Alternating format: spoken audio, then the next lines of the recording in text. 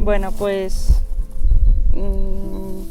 llevo ya como unos 10 años utilizando como forma simbólica la forma de los pies, la forma del pie humano, que me sirve para hablar del caminar diario, del esfuerzo de dar un paso tras otro y con la misma forma y del dejar huella.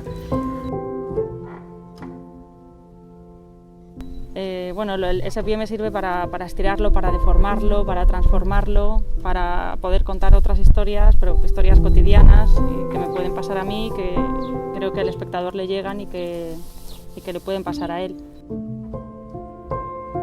Empecé investigando, como no he ido a clases ni nada, pues investigando a mi manera, probando todo tipo de estilos.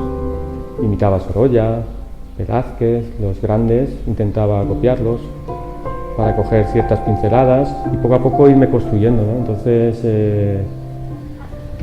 llegué incluso a hacer, creo yo, que algo de hiperrealismo. Todos dicen que sí, pero yo lo dudo. Y a partir de ahí, que ya creí que sabía dominar el dibujo y tal, pues he empezado a destruir. Y me he metido en la abstracción, la investigación de colores, de materiales, buscando una creatividad, ¿no?